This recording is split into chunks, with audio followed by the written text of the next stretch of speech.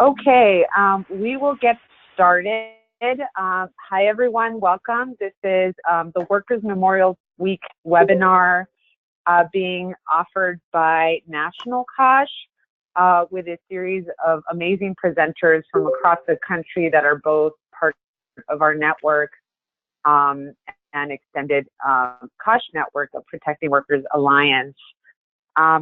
So just a quick overview on some best practices to ensure that the mechanics of the call go very well. As mentioned earlier, if you have access to a computer or a laptop, we highly recommend you visit the link so you can follow the slides, which have amazing photos of all the activity across the country. If you connect by phone, obviously select phone on web and use the audio pin. We will also be monitoring the chat box on the GoToWebinar platform. So if you have questions, a comment, or any feedback, we would really appreciate you using the chat box option. When we do open it up for discussion for Q&A, we ask that you please keep your questions as brief as possible. The call is scheduled to go for an hour and a half. So we have extended list of presenters with a pretty ambitious agenda. So we want to make sure that we're as concise as possible. The session will be recorded. So if you have colleagues or other members, allies that are interested in the content, we will be uploading it on the COSH Network website, and we will share that to the PWA email list in case you need the direct link. If for some reason you're not on the PWA email list, the Protecting Workers Alliance list, which is basically an email list where you get updates on the latest health and safety campaigns, it's a wonderful resource for discussion and questions on general health and safety themes in the labor movement. It also is a great platform for announcements for upcoming programs that might help the capacity of your organization. So we highly recommend that you can email myself, Jessica@nationalcosh.org, or any of my other two colleagues who are on the line as well, Peter@nationalcosh.org or Marcy@nationalcosh.org. If you have any follow-up questions or comments specifically to this webinar on Workers Memorial Week, or general questions on your event, etc., again, feel free to contact any of the National COSH staff. A quick overview of today's agenda. We will be providing a general overview and goals of Workers Memorial Week. We'll also be sharing a couple of resources that are available across the country that you are able to tailor to your own local regions. We will also be doing an overview of the functions and type of information you will find under the U.S. Worker Fatality Database, which is housed at the National COSH website. We also have the presence of a family member activist who will be joining us, and several of our COSH activists who will be sharing a little bit about their efforts around Workers Memorial Week campaigns, worker leadership development, engaging families, how to use visuals, and a general overview of events. That'll be Barbara Rocky from Philipposh, Celeste Forden, and Marianela Cunha Ariasa from Houston COSH. And we will also provide an overview of media and public outreach done by Roger Kurtz from National COSH and Jeff Newton from Mass COSH. So that is an overview of our agenda. I will ask folks to ensure that we have the best quality of sound possible. So please mute your phone if you're not speaking, if you're not a presenter. We try to be as flexible as possible to ensure that we have a dynamic discussion when we open it up to Q&A. So we would appreciate your cooperation on that end to ensure we get the best quality of presentation. So with that said, I'm going to now hand it over to my colleague, Peter, who's going to give us a little overview on our Workers Memorial Week goals for 2018. Peter? Yeah, thanks, Jessica. So as most of you know, Worker Memorial Week has become a real activist, energizing time of the year for us in terms of building our movement, doing outreach to the public. So really, it's about expanding activities every year, getting more groups involved in doing actions, obviously resisting any attacks that are in play in terms of sort of health and safety policy and such. And by doing that, we want to highlight what resources are available to everyone around the country as this movement really grows every year and expands in terms of being more community centered. And so there's and the work, the fatality response campaigns, to really highlight the tragedy, the tragedy that happens in every workplace fatality, and the response that these are really so preventable, and that each one carries a story unto itself that often, for the most part, does not get told unless we do it as an activist network. Obviously, we're reaching out to media.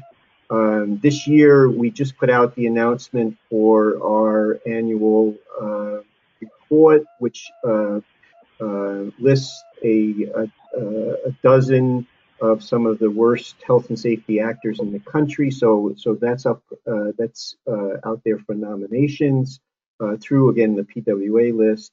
And there's various, we link on our website as well as other websites, including the AFL-CIO, has links to all the events going around the country. And there's last year there was more than 100 events going on, so it's a pretty incredible show of activism around the country. And we obviously want to sort of broaden the health and safety activism movement that happens each year.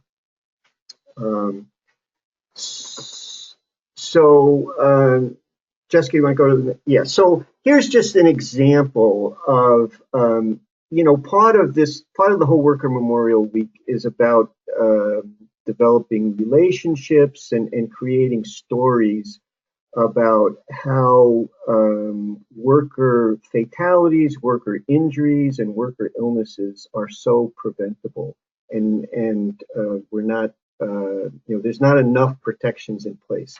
So this is an example of a recent fatality in the end of December 2017, where this individual, young construction worker, was killed in a trench. Jessica, if you can go to the next slide. And this happened in Dayton, Ohio. And the response in the newspaper, well, first of all, they did identify that this employer, JK Excavating, had paid a $5,800 fine for a very similar, for actually some of the exact violation or hazard that had taken place in 2004. And as you can see, this is a usual scenario where the proposed fine back then was over $13,000. The company ended up settling for just less than $6,000.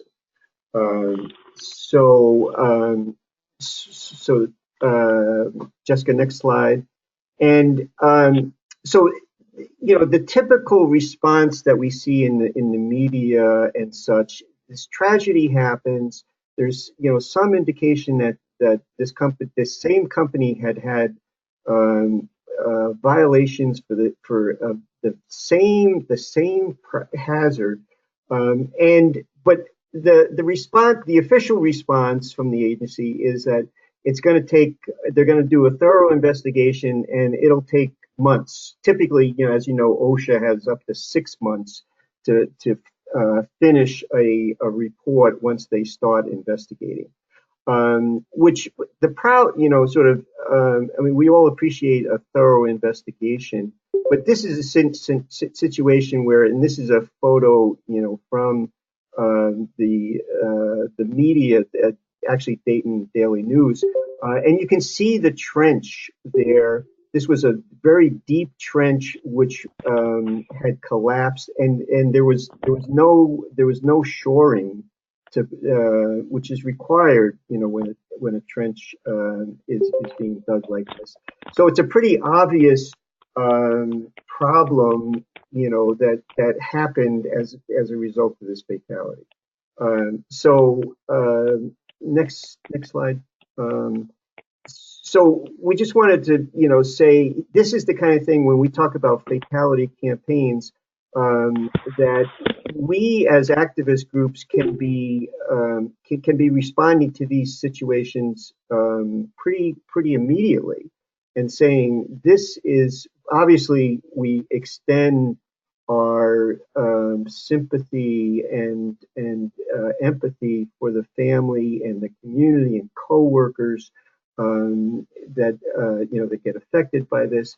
But trench collapses are always preventable. I mean, this, we've known about the solutions to preventing trenches from collapsing for hundreds of years, and that we can be talking about sort of what are the ways that they need to be protected.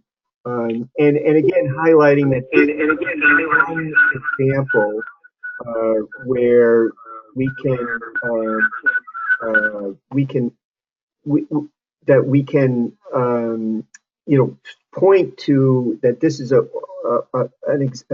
example of a much larger problem that happens, and the numbers. I mean, it's amazing. The last fatality numbers for 2016 increased more than 200 fatalities. And in this day and age, more workers are getting killed by work when we know that we have more tools to prevent these things from happening.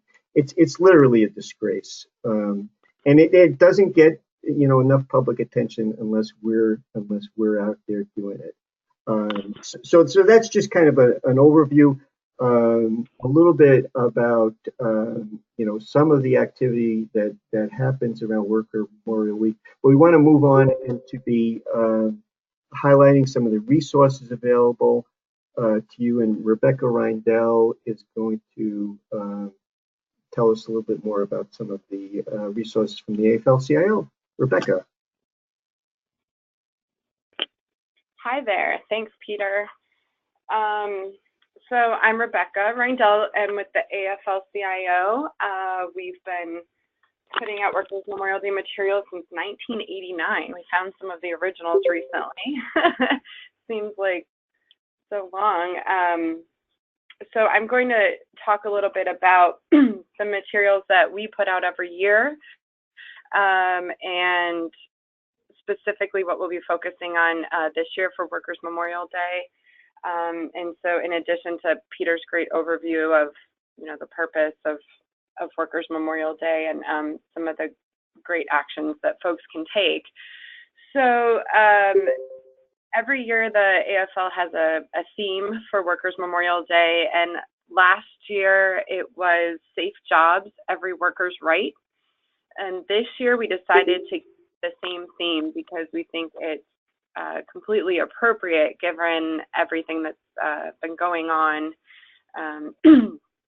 under the Trump administration and all the attacks that we're facing. So the theme this year will still be Safe Jobs, Every Worker's Right. We'll have different artwork than we had last year, and that's in progress right now. So I apologize, I don't have any slides for you because we don't have an image quite yet, although I believe they're being finalized today. So we'll have those out for folks to see and folks to use very soon.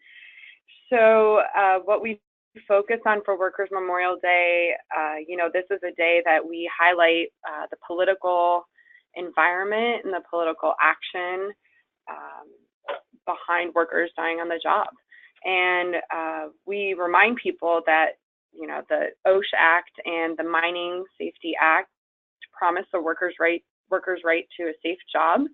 And we highlight and focus on the attacks that workers are facing and what we can all do about it, what we can collectively do about it. So we'll continue to do that this year. We just really quickly, to give folks a timeline of what to expect from us, and we'll be sharing this information, of course, when it's available. We'll share it on the PWA listserv so that folks can have a direct link to the materials and information.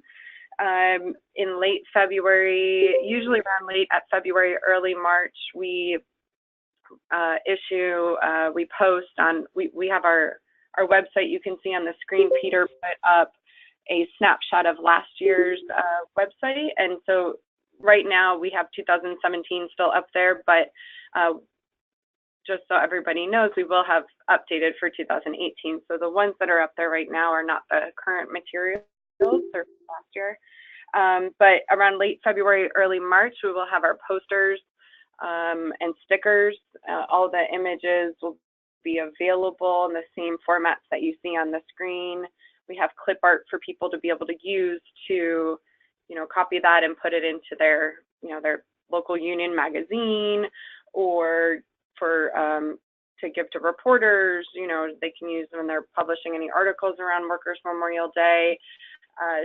So there are a lot of different materials you can use. We'll also be issuing posters. The stickers we have available in English and Spanish, and we have the clip art, you know, that you can use on the web for English and Spanish.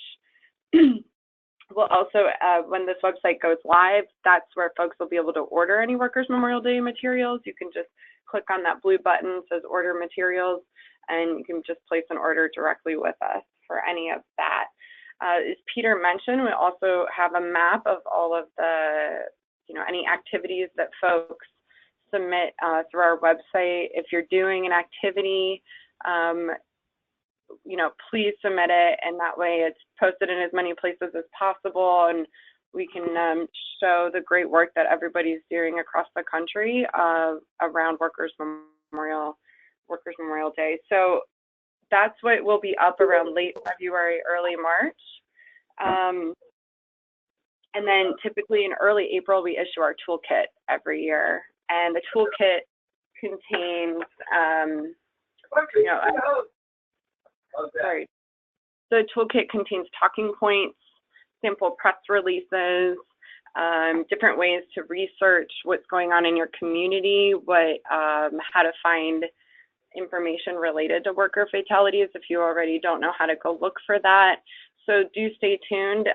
Usually early April is when that comes out, and we issue one of our preliminary tables for our report, which shows state by state what's happening in your state for fatalities, for injuries and illnesses, and for OSHA penalties. So we always put that out with our toolkit in early April. And then, as many folks know, and I know a lot of folks on the call use this report already, on Workers' Memorial Day itself, we issue our annual Death on the Job report, which is a lot more detail behind some of those statistics behind worker fatalities and worker injury and illnesses, and the connection with a lot of the political and regulatory you know, attack and framework for what's going on. So that's all I have. Just wanted to give a quick update, and appreciate you all having me on the call to do so. Thanks. Thank you, Rebecca. And we'll be looking out for those tools and everything, which is really an incredible resource. So next we have Caitlin Parody, who's going to be talking about some of the ways that we all can use the fatality database, which is on the COSH website. So Caitlin, you want to? Yes, hello everybody. So I'm about to share my screen so that I can really walk everyone through how the database works. Did that work? Can everyone see the COSH network website? Yes. Okay, great. Yeah. So I'm, hello everyone, I'm on the committee, and I'm with Justice at Work, which does legal services in Massachusetts, but I am here just talking in my capacity as a National COSH volunteer. Welcome to Verizon Wireless. The wireless customer you called is not available at this time. Please try your call again later. Announcement 1. Great, thank you. So hopefully folks are familiar with the U.S. Worker Fatality Database. As was mentioned on the beginning of the call, this is basically an effort by COSH and a whole slew of COSH volunteers across the country to gather all of the information about who's killed on the job by injury on the job every year in a way that's really much more open and accessible, with workers' names and company names and details about what happened. So, you know, the U.S. government collects this information federally, but the way they release it, it's very aggregated, and you don't really know what's happening or who died, especially for the deaths that aren't covered by OSHA. So this year, we've also seen sort of more suppression of information about workers who are being killed, with OSHA taking down information that used to be on their website, and we were really committed to reviving the database efforts and getting as many names of fallen workers and information about what happened up and running before Workers' Memorial Day as possible. So you can find the database. I'm going to just walk everyone through how to find it and how to do some searches, and also how to report a fatality. Your starting point is the National COSH website, which you can see here, coshnetwork.org. You want to click on the Workers' Memorial Week 2018 tab and go down to the bottom to Fatality Database. And what you can see here then is information from every year that we have it. We're starting to put 2018 data in there, but what I'm going to do is have us look at the 2017 data, since that's mostly where folks might want to go to look for names of who was killed in their area for a ceremony, or learn more about what's been happening around fatalities in their area. So if you click 2017 data, what you're going to access is basically a big Google sheet with, right now, I think just over 1,000 deaths recorded in it. And we know that that's partial, and we would love for folks to get involved in adding information to this. We also still have a lot more data coming from some FOIAs and other things like that. So this is going to be being updated continuously. And the information is included as basically, you know, what you would think. So we have name, age, gender, the date of the accident, well, not the accident, the date of the tragedy, the date of the death, a description of what happened, where it happened, the occupation, industry codes, exposure information, information about the employer, the data sources, and then this is where information about any contractors go. And also, as you keep going, there's more. So we mark if someone's an immigrant when we can, public sector affiliation, there's sort of more in here, and I encourage everyone to really take the time to kind of mess around with it and get familiar with it. One thing I was actually noticing when I got on is that we need to fix the view. So right now you can't see, these columns are sort of small, a lot of them. So we can go in and fix that, but you can also download the data. If you go here, just file download, you can download it all as an Excel sheet if you want to, you know, be able to play around with it a little easier on your computer. Or you can search right here. Right now, things are listed alphabetically by state, which makes it pretty easy to just scroll down to the state you want to look at.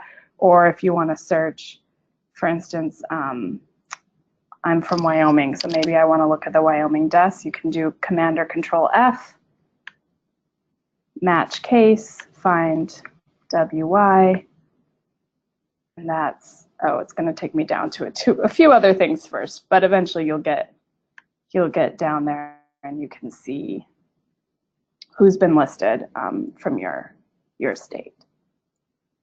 So that's the sort of quick tour of the database.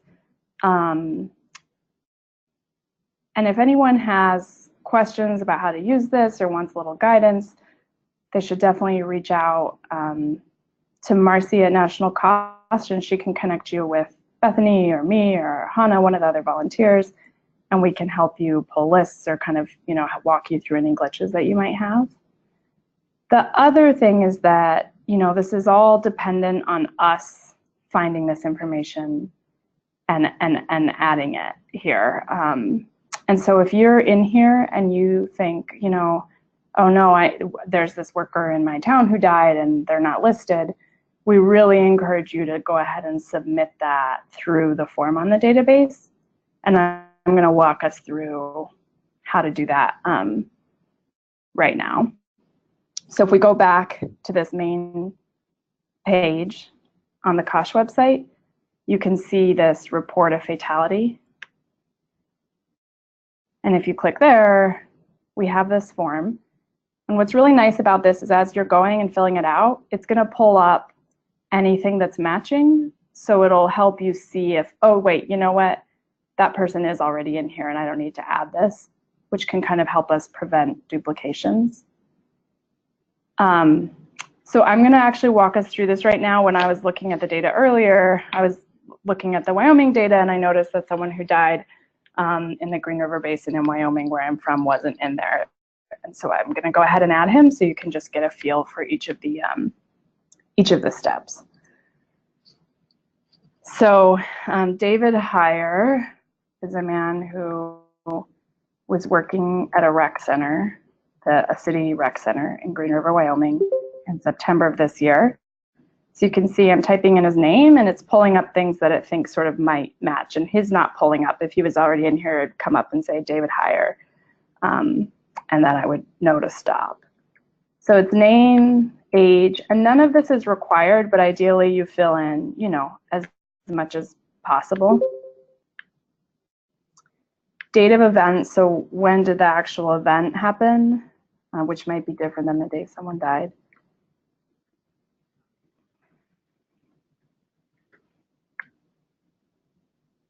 Although in this case it's not.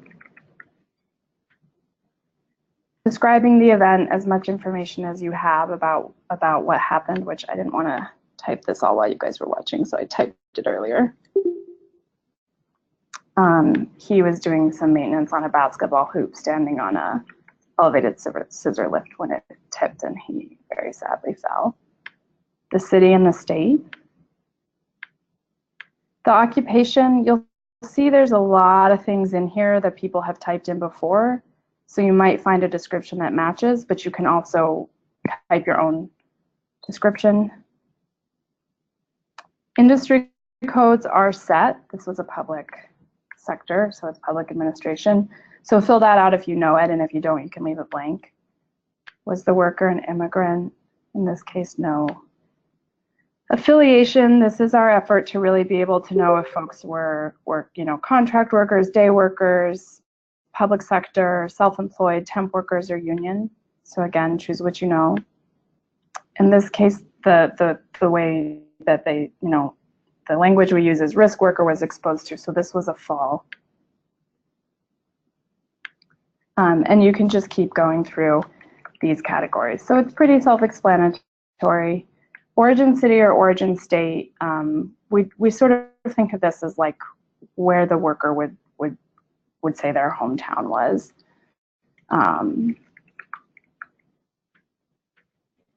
Direct employer, contractors, a photo. This year we've really been able to get a lot of these photos up.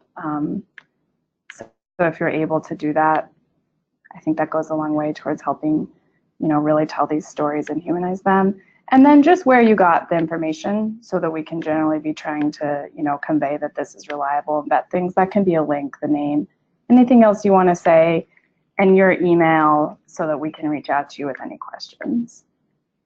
And then you just hit submit. So that's the sort of, quick tour. Like I said, if you have questions about this, please reach out to National COSH and they'll connect you. We hope that this is useful. If you have information that's, about workers who aren't in there, please submit it.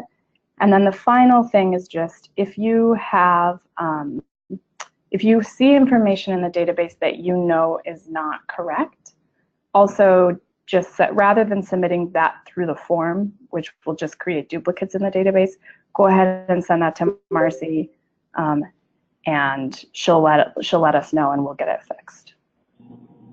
So I think that's all for now. I'm going to go ahead and send this back over to Jessica.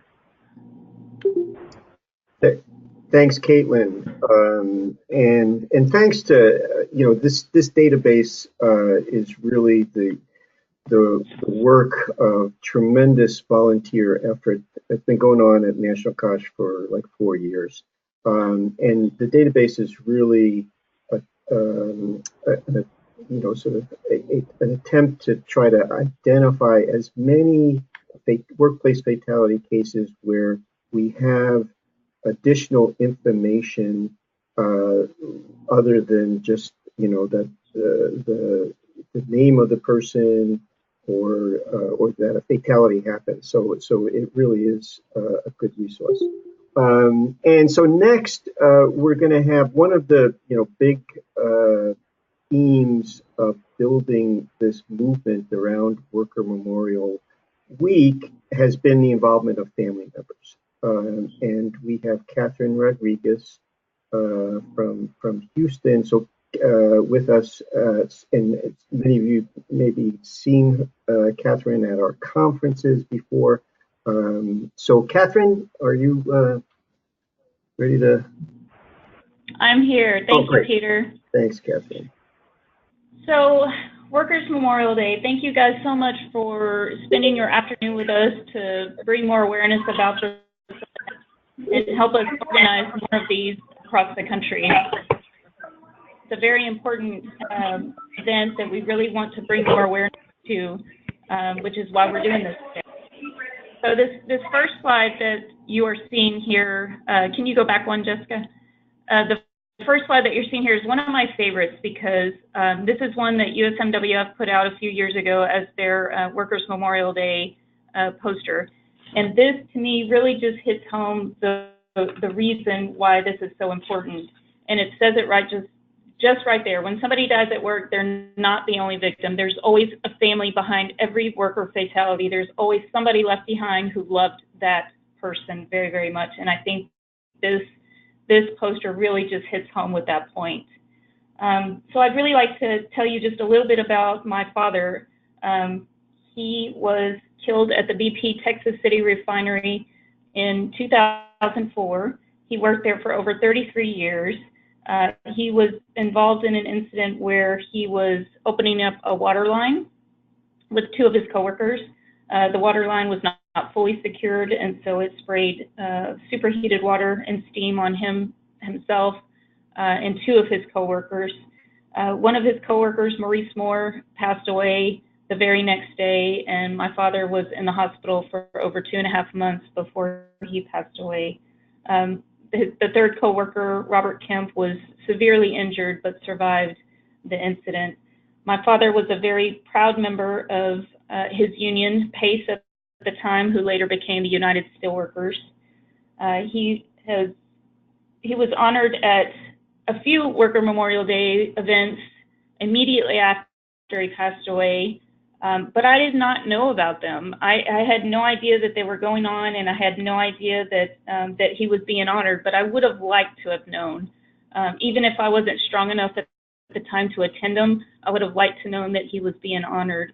And if I was strong enough to attend them, I think I would have wanted to see him being honored at those events. So I really think it's important to involve your family members and give them the option to be available if they want to. So why do we want to include our family members? Well, just as I said, we really want to know that our loved ones are being acknowledged. You know, we talk a lot about as family members the grief process, and we've recognized that when our family members are killed at work, there's kind of an extra layer of grief that we kind of have to go through, because we know in the back of our mind, and whatever the situation is, most likely whatever happened was preventable. And so we kind of have that extra layer of grief that we kind of have to go through. So by having these events, this is another acknowledgement that your family member was killed on the job and they mattered. And so I think it's important for, as a family member, to know that. And again, your family members may not attend, but I guarantee you they'll appreciate being asked and given the option to attend instead of not knowing about it at all. They also may attend, but especially if it just recently happened, they may not say a word. I'm going to point you to the picture at the bottom of this slide. This was a Worker Memorial Day put on by a joint between an industry trade organization and OSHA down in Houston. In that very front row, you'll see a woman in the very front row sitting there with another woman with her arm around her. That was the widow of a worker that was killed that year. She never said a word the entire ceremony. She just sat there and silently cried the whole time. And I was presenting at that Worker Memorial Day, and I felt awful when I found out who she was, but she came up to me afterward and appreciated the fact that she was able to come, even though she was not even strong enough to say a word or visit with anybody. So at least give them the option to be there if they would like to. They may keep attending, even if, again, if they're not strong enough to say anything just yet. They may keep attending the event over and over, and eventually they might find a place where they're at that they may actually help you organize these events. They may actually speak at one of these events. And when they start to speak and tell their personal story, that's where you really, really get the most powerful impact you possibly can.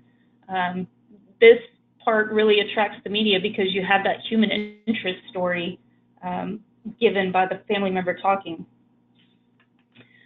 We have organized a Workers' Memorial Day event in Houston. I've helped organize, and I haven't in the past couple of years, but Celeste Monforton, who's on the call, as well as the Faye E. Jacicia Worker Center down here in Houston, has done an amazing job over the past few years doing a joint Workers' Memorial Day, trying to involve everybody, family members, unions, worker centers, educators. This is just an example of one of the flyers that they used at their Worker Memorial Day event. They have expanded and learned, lessons learned. You know, every time you do something for the first time, you learn something new for the next year. And so they have included now, and I think they'll tell you a little bit more about that a little bit later in the presentation, but have included local worker fatality data in the Houston area, honoring those lost within the last year in Houston, addressing major workplace incidents that have happened locally around the area. Unfortunately, in Houston, we've had several that we can talk about at these Worker Memorial Day events. And then having local family members come in and tell their stories about these events. This next slide has another example of one of the memorial posters that we use to advertise the event.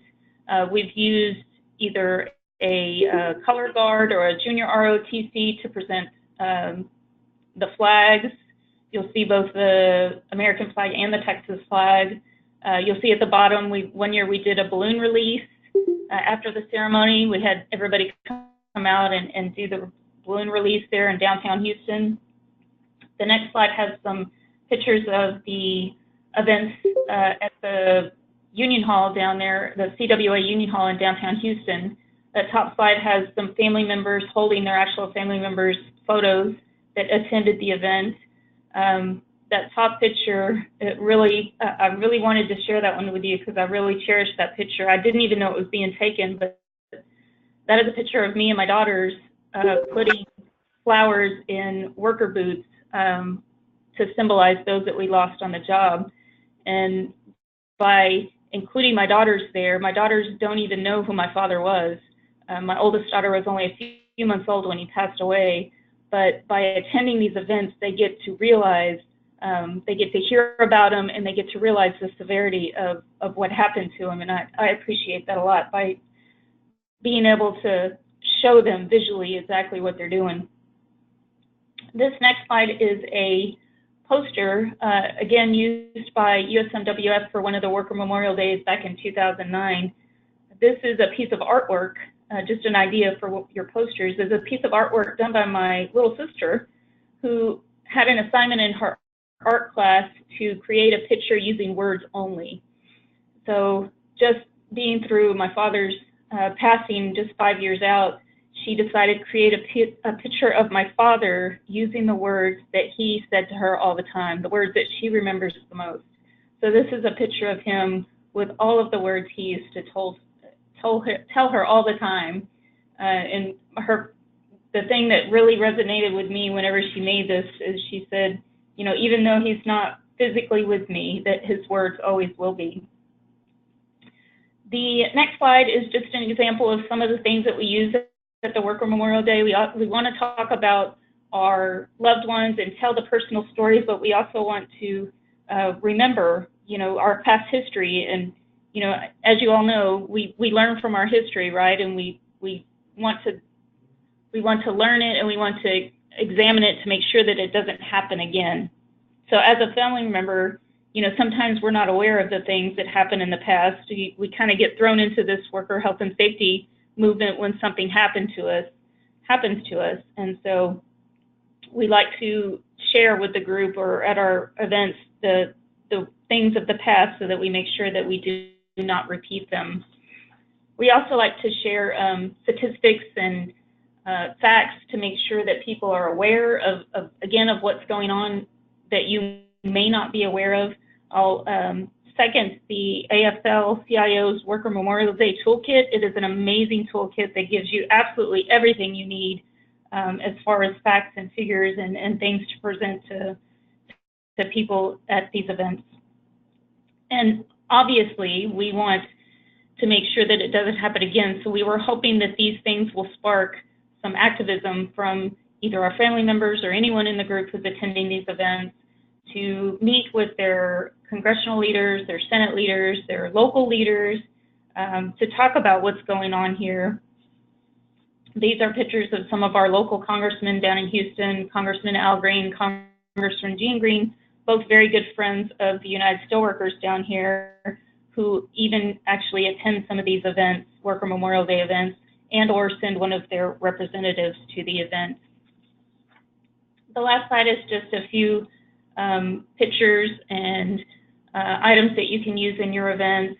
Again, some of these come from the AFL-CIO's toolkit that they issue out, just some things that maybe you can put on your posters or add. But thank you for allowing me to talk to you today. I really think adding your family members, which I'm sure you're going to hear a little bit later, to these events, whether they want to participate, lightly participate, or actively participate, is definitely a good idea to seek them out and see if they can help you in your events. Thank you, Catherine. It's an honor to have you part of our movement, as well as I know Tanya Ford is on the call, who's the executive director of the USMWF, United in Support Memorial for Workplace Fatalities. That their connection to having family members be part of this broader health and safety movement has just been incredible to have an impact. So moving right along, we have Barbara Rocky, who's going to tell us a little bit more about the events that they put on each year in Philadelphia as part of Philipposh. Barbara? Hi. Before I start, I feel like everyone. Last night I probably cried for about 4 hours, so I can't begin my presentation without acknowledging not only the youth, but the worker teachers in Florida who were killed due to preventable workplace violence. And I know all of our hearts are heavy over that, and I just needed to begin by commenting on that. I've been at Philippi for 15 years. This year we'll be celebrating our 30th Worker Memorial Day program. The first one was in 1988, and so we've had many years to learn, build, make mistakes, etc. And so I'm saying that knowing that some people are just getting theirs started, and I'm mindful of the fact that we've had the benefit of many years to be working on it. If we could, I'm going to try and move through these quickly because I know we're a little bit late. So could we move to the next one? We have, our program is 3 parts. We begin at the sheet metal, wait a second. I'm going to spend a minute or two just talking about each slide. So can we go back? Can you back up? Yeah, there we go. So you can see there's a stage there. This is at the Sheet Metal Workers Hall. And Philippi, along with Philadelphia AFL-CIO, jointly presents this program. We begin at the hall in the morning. And following that, Main Street, Columbus Boulevard is cordoned off, and we do a procession down Columbus Boulevard to Penn's Landing on the Delaware River, where we have a ceremony where we read off the names of every worker killed in the past year. Before that, family members have a chance to speak. We have prayer down at the river, and then we read off the names of every worker on our fatality list. Over the last few years, based on USMWF's leadership, we began collecting pictures, and every year we just keep adding and adding and adding and adding to the pictures. And so when people come into the hall, that's what greets them. That's the first thing. This is last year, April 28th, 2017's picture of the families who were at last year's event. And to our surprise, Governor Wolf, the governor of Pennsylvania, who's in the middle in the suit, joined us, and we stalled beginning our program so that he could personally meet and talk to every family member that was there. And that was very important because we're still fighting for public sector OSHA in Pennsylvania, which we still don't have.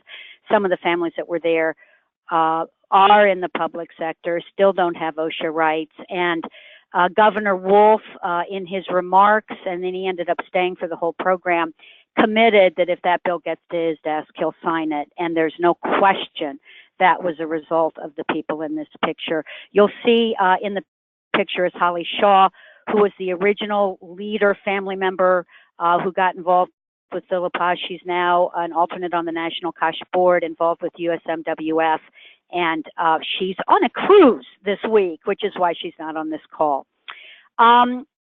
We strongly believe that if workers are safe, the public is safe, and a couple of years ago, there was this horrific collapse of a building being demolished on top of the Salvation Army thrift shop, killing 7 people, 2 of whom were workers, the other 5 were shoppers. The people in this picture were the parents of one of the 24-year-old art students who had gone that morning to donate their clothes.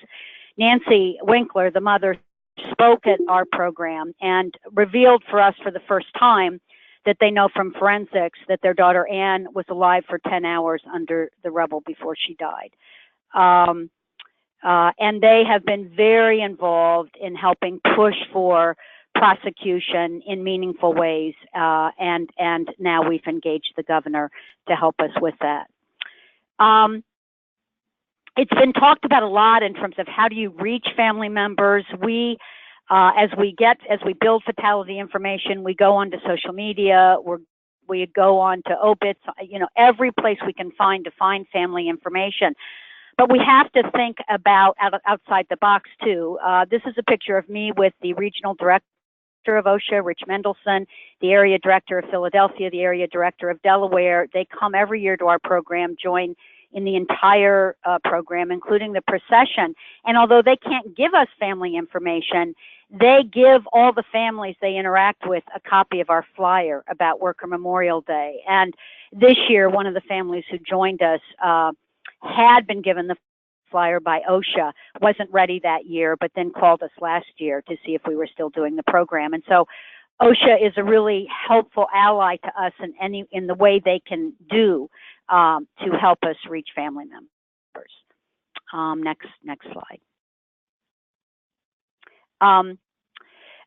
again, you saw that we do all these pictures, but sometimes those become a way in which we reach family members. This is a family whose the husband was a public sector worker, a city of Philadelphia worker, who was killed on the job. The local union president is in this picture. He had reached out to the family, but they just weren't ready to come. They were going to, they weren't, and we just kept in touch with them. And when I talked to his widow, she's in the left of the picture, I said, you know, if you have pictures, we will make the picture so that, you know, when you come, you can hold that. And then she got back to me and she said, well, but my 2 children, I have pictures. And we went back and forth, and I said, okay, send the pictures of the children with their father, and we're going to do what we can. And these pictures were not great, but we did sort of magic with them. So you see his daughter at her confirmation with her dad, his son when he was inducted into the Army, and then her when they were young as a couple dancing. I called her, I said, we have the pictures, and that's why they came. And it was like this cherished moment, and of course they took them home with them. And they're forever keepsakes, was what she said to me. It was mentioned earlier that the AFL does the, you know, events around the country. I'm not sure, but this woman, her son was killed at a car wash in New Jersey. And the night before our program, she called me, had been online looking about Worker Memorial Day, and on some web page, she said, that was out of Washington, she couldn't remember, she found our program listed. Called, asked if it was too late for her to come. I said absolutely not. She emailed me a picture right away. We got it posted. We got it, you know, blown up and mounted. And she came the next day and spent the whole day with us and had her picture. And it was because of her going and finding our event on a web page. This was probably the most meaningful thing that's ever happened at one of our Worker Memorial Day programs. On the left is the family of Maddie Holmes, this 19-year-old who 5 years ago was killed at an iron fabricating plant. His 9th day on the job, never got his first paycheck, was hit by a 2,000-pound steel beam. And when we got our list, when we started working on our list this year, we discovered a worker, 50 years old, on the right, his brother's holding his picture, was killed at the same place, hit by a 200,000-pound steel beam. I mean, a 2,000-pound steel beam. We reached out back to Maddie's family through personal contacts. We had contact with the other family. They had never met each other, and they came and they met each other at our event for the first time. I've never quite experienced anything like that. This was a family who the OSHA rep had given them the flyer about our event. Their son was killed in a trench doing a residential plumbing job. They kept him working late. He was 26.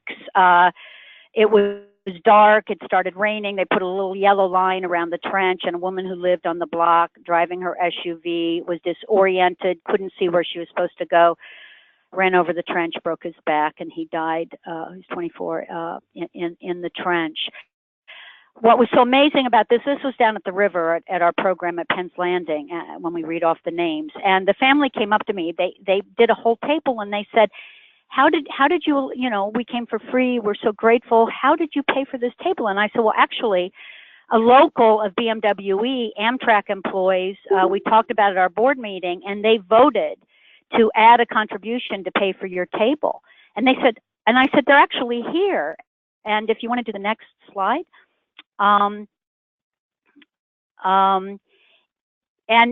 So they were holding up a banner. It's this row. They were all young guys in the back row in this picture. And so I went over and got them, and I said, the family wants to meet you. And they came over, and the family met the local union guys who had donated the money for the table for them to come. And again, it was one of those occurrences that you just can't make up. It was, it's the heart of everything this program is about. And here you can see this is on the river, the Charles River. You'll notice that people were wearing placards. And so this is a young student, Paula Yan, who had worked with us through Work Ready and got so interested in Worker Memorial Day, she stayed on and took it on as her project to help get these placards made, which we wear in our possession. So each marcher is basically taking on the identity of this worker who was killed. She did the miraculous work on blowing up the pictures and getting them mounted. Just completely threw herself into this. And she just had started college. She couldn't come to the program herself that day, but the work she did was just incredible. And we try every year to bring young people in to get involved in this so that they carry it with them.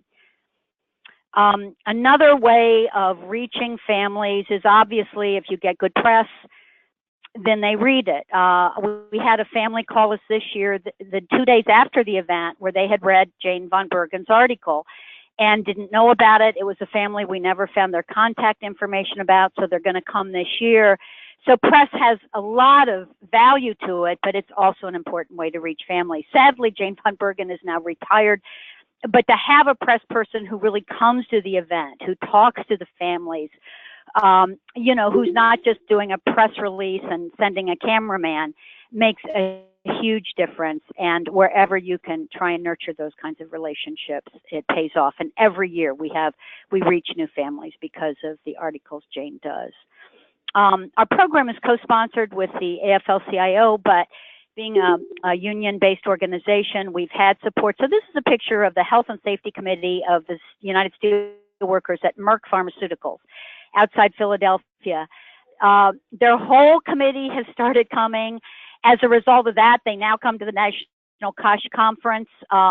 They lend support in all kinds of ways, and it's added an activism, I've been told, within their local union as a result of their working around Worker Memorial Day. They've had no members of their own killed, but they have just been incredible, as many of the locals have, in terms of seeing this as part of their mission to build Worker Memorial Day. So you can see from this picture, this is just a sort of side shot of the room. Once the program began, you saw the empty room in the beginning. Well, this is it filled with all the family members who all have tables, and community leaders, religious leaders, elected officials, union activists, and you can see it has become a major event in Philadelphia now, as obvious from this picture. And it's also at this event, it's every year we end it with a moment of silence for all the families and a commitment in the coming year to fight like hell. And I believe we have one more picture, which is just our closure, this is Holly Shaw Hollis's husband. This is the back of our t-shirt, which we have at the event, and it just captures again what our day is all about. Just two other things that I didn't do slides on, but just quickly to mention.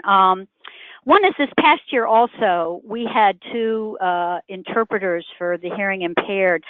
It didn't quite work out well, but the person who gave us this idea, if we had set up the stage right so that our filmer could have done it right, her idea was to make a film and then put it on YouTube.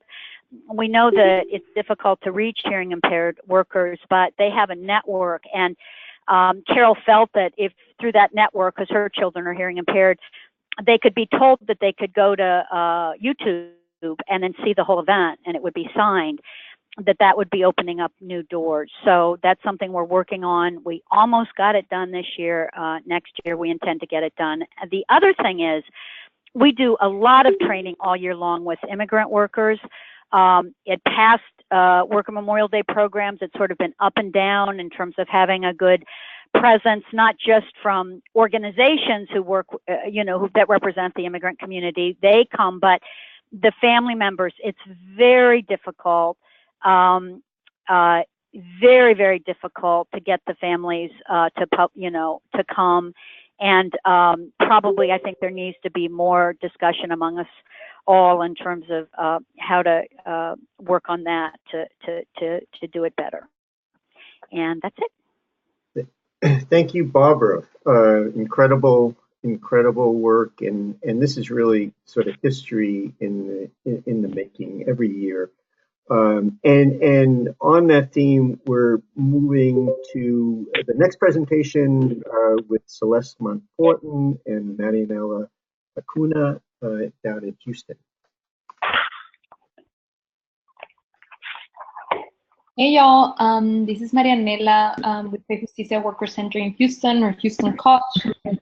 And Celeste, you want to introduce yourself? Celeste Montforton, friend of Houston COSH. Very good friend. We have a short presentation for y'all today. We wanted to, Fe Justicia Worker Center and a group of other organizations and amazing volunteers like Celeste and Catherine have been putting together this event, and you can go to the next slide. This event since 2010 for every year, and the first thing that we wanted to say is to give a shout out to some of our local collaborators, including the FLCIO locally, the Building Trades, the OSHA North Harris office, CWA, EW, LUNA, and now a new organization that has added themselves to our network, which is Workers Defense Project locally. And so we have, before I give this to Celeste, we have a really short agenda. We mostly have a lot of pictures for y'all. We're going to talk a little bit about the history of Workers Memorial Day in Houston, even though that Catherine already touched on some of that too. But I guess we'll talk about like the kinds of events that we have had, just to give y'all some ideas, as well as like some consistent aspects of the, even though we have had really different events each year, we have tried to keep like some aspects of the event that we think have really made it work. And so Celeste will start a little bit with the history of Worker Memorial Day in Houston, and then we'll talk a little bit about those things that have been there consistently and the things that we believe make or have made Houston's Worker Memorial Day unique. Thanks, Marianela. This is Celeste Montforton. Thank you all for sticking on the line. When I first moved to Texas, I was coming with my knowledge about what other places have done in Worker Memorial Day, and for me, it was really intimidating to think about, wow, they do this amazing program in Philadelphia with hundreds and hundreds of people. And the only thing that I was familiar with in Houston was what Catherine mentioned, where you would have some individual workplaces, particularly who had unions. They would have events at their, at their workplaces, but there wasn't a community event. And so there was a commitment by Fe Justicia Worker Center to have some type of Worker Memorial Day event, and that started in 2010. It was a very small gathering, about 20 people. And we just set a goal for ourselves that we were going to do a Worker Memorial Day event every year. We were going to try to have one more person than we had the year before. You can go to the next slide. In 2014 was the first year that we put together a report. You can go to the next slide. One of the things that we think is unique about our Worker Memorial Day event is we always try to do it bilingual, both in the materials that we prepare and in the having simultaneous translation at our event itself. Then the next slide, we have a couple other things that we think are unique for our event. And this is mostly just to impart that, we believe that Houston is a unique place, a very cool and growing and becoming more progressive place. And so we want our event to reflect that community. And I think that that's what around the country, what all of these Worker Memorial Day events take on, kind of the personality. We've done everything from prayer services to having altars with banners with workers' names. And every year we just, decide what is going to make sense. For the last several years, we've had it in the evening, and we have provided dinner for the participants.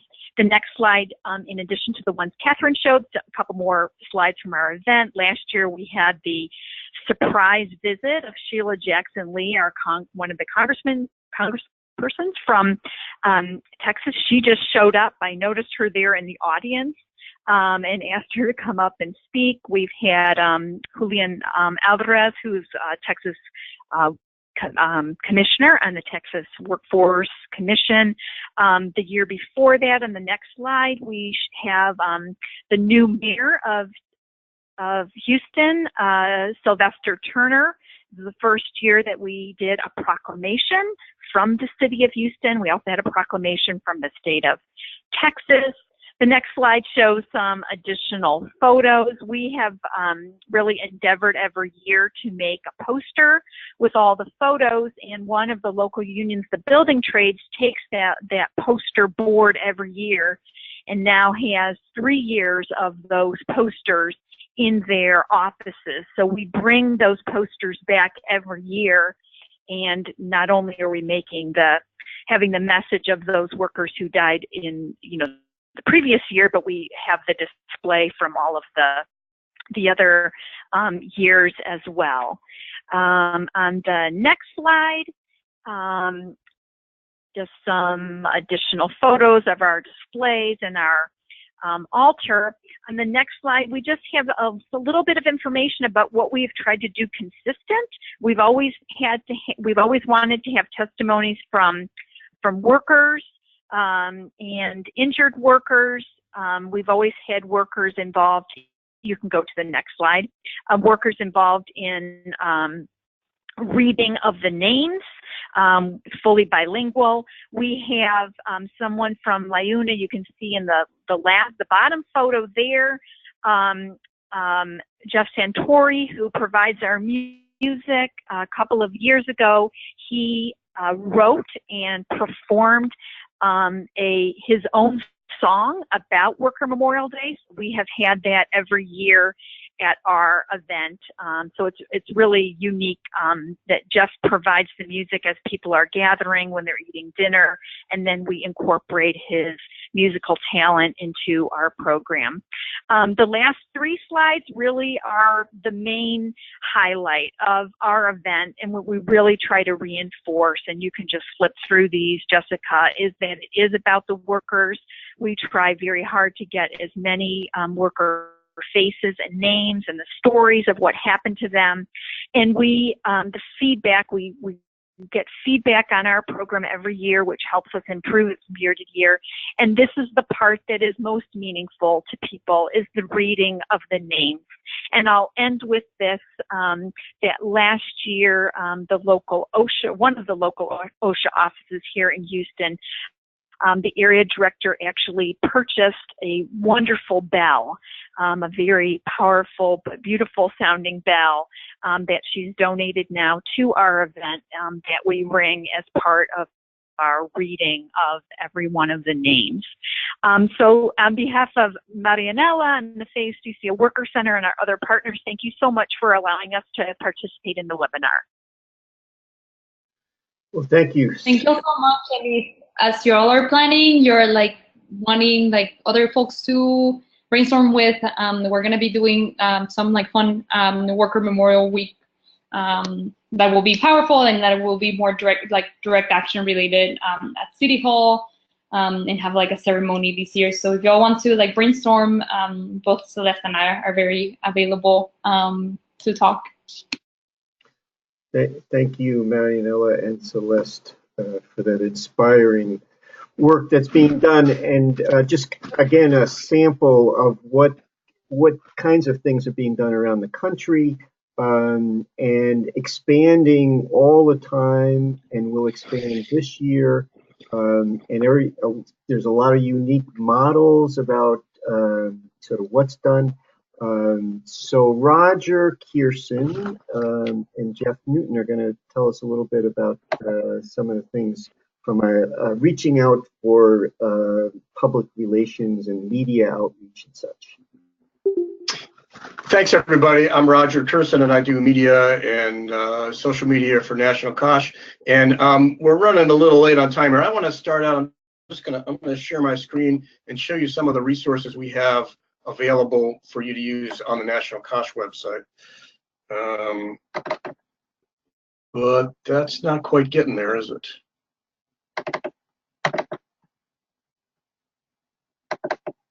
Well, let me go through this other material then. But if you go to nationalcosh.org, you'll see under the Workers Memorial Week tab a resources section, and we have sample reports. We have Jessica, can you go back to the slides? I think I did get onto my screen now. We have sample reports there from National COSH and others. We have templates for creating a report and a press release. We have a lot of material that can help you get started, links to places to look up data on fatalities, in addition to our fatality database, sample resolutions, and so on. So there's a lot of different things you can use there. If you can go back to that first slide for a minute, Jessica. If you take a look here, these are some photographs from recent Workers Memorial Week events.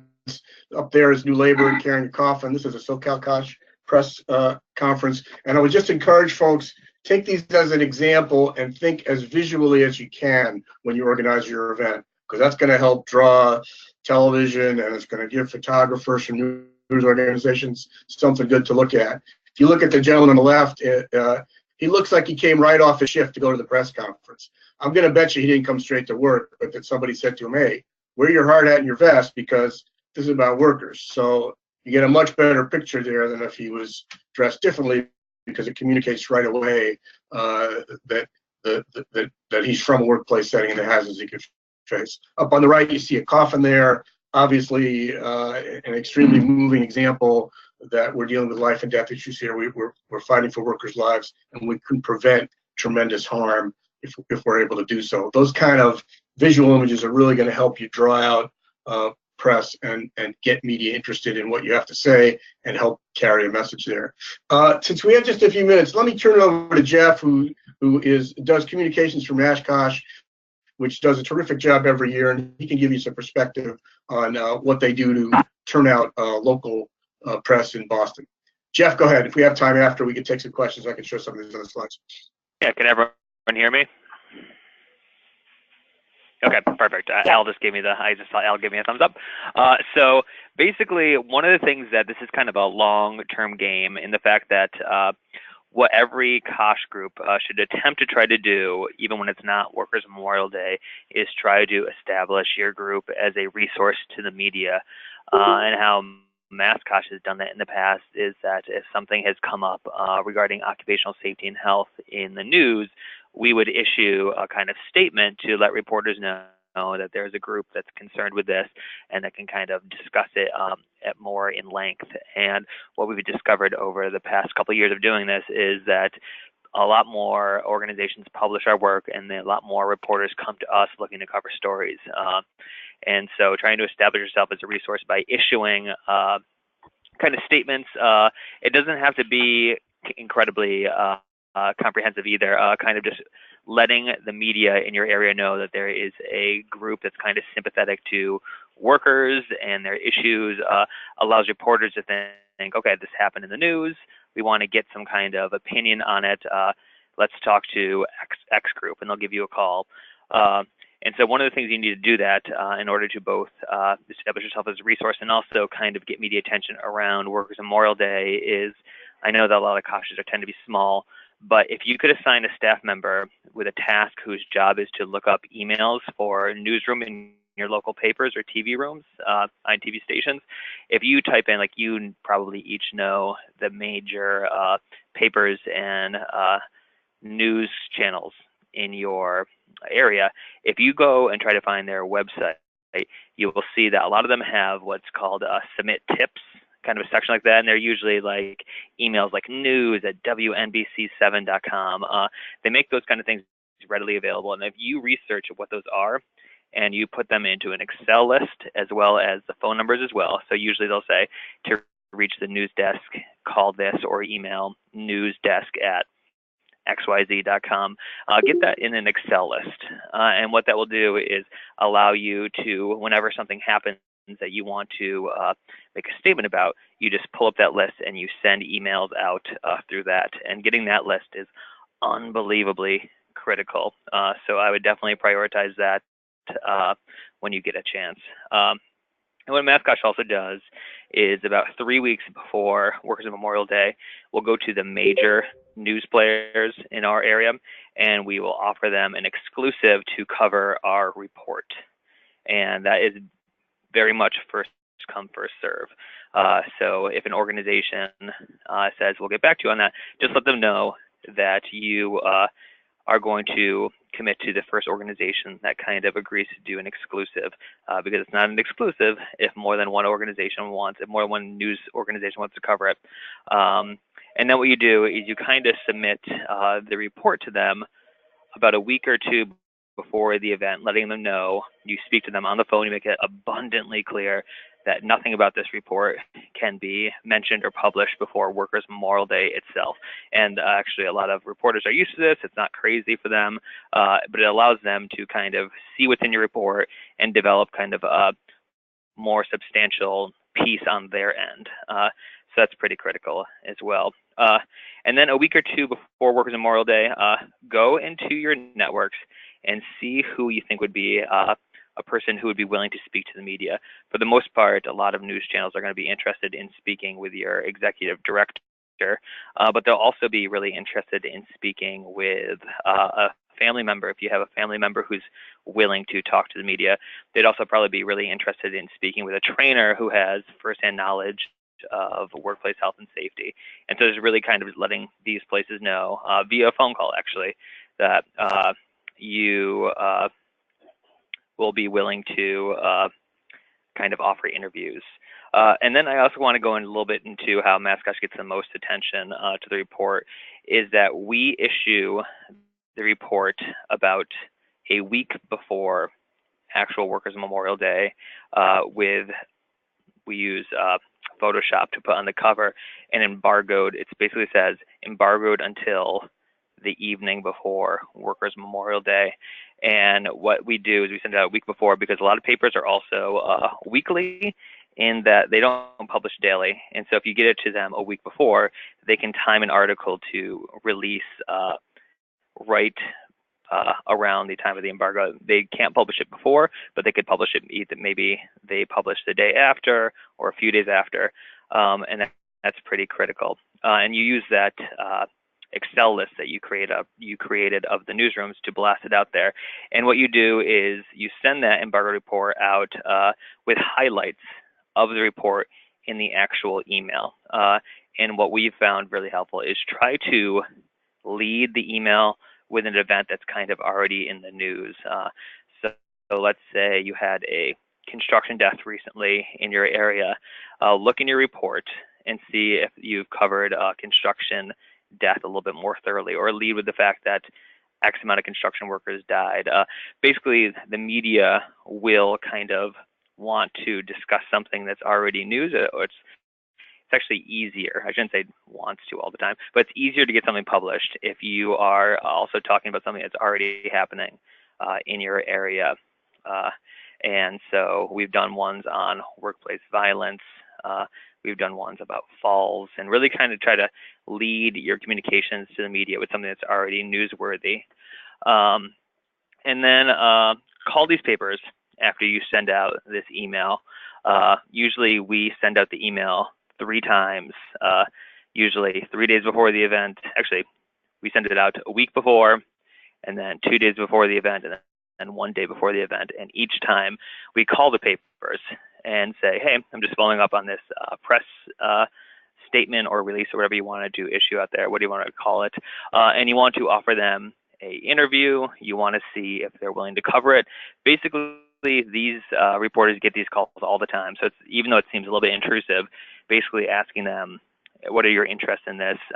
Is this something that we can get you interested in? They take those calls all the time. So it's not unusual for you to give them a call and say, hey, we just came up with this report. We're very willing to have you interview our executive director. Do you know if you'd be willing to send out a camera person? Like, basically try to get as much information as you can out of them while they're on the phone, because they're not going to think that it's intrusive or anything or odd that you're asking those things. And then in the actual email, after you kind of lead with something that's kind of already in the news, don't be afraid to instantly go into the meat of your report.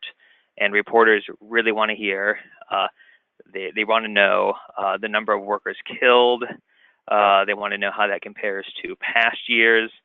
They want to know leading causes of death. Like, really put in, let's pretend like you only have like 20 seconds to talk to them. So you want to get the most important information, the kind of most startling information you possibly can, right immediately into the email. And then what you'll find is this does become something that they want to cover.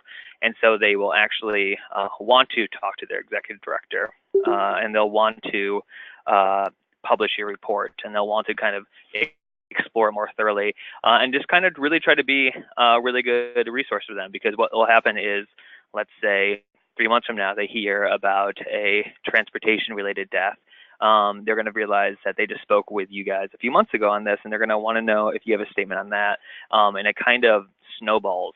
And then after doing this for a few years, your local media area will see you as a resource, to a reliable resource, to kind of further a pro-worker, pro-workplace safety message, because that usually really kind of rounds out their stories. And just when you're ready, when you actually start getting to this process, kind of have some talking points already prepared. So they're going to want to know, I get this question constantly, why are numbers up or why are numbers down? And so just kind of really kind of think that out, as well as what transportation and what kind of industries are leading causes of death and why, and really go into that. And also really have some talking points that reporters come at this not in a way that we're used to, in that they're not willing to, but they'll initially kind of be like, well, isn't this just the workers' fault? Isn't it their fault for X, Y, or Z? And be prepared to kind of make your comment about how employers have the ultimate responsibility for keeping their workers safe on the job. Like, I've gotten many calls where it's like, well, the autopsy showed that the worker had just ingested heroin or something like that. How is that the employer's fault? Be prepared to kind of think of things around those kind of tricky questions, because reporters will come at this with a very independent lens that's not pro-worker or not pro-employer, but they're going to kind of see the worker as someone as could be at fault in what happened to them. So be prepared to talk about that in a way that kind of steers the direction back towards how employers have the ultimate responsibility for keeping their workers safe on the job.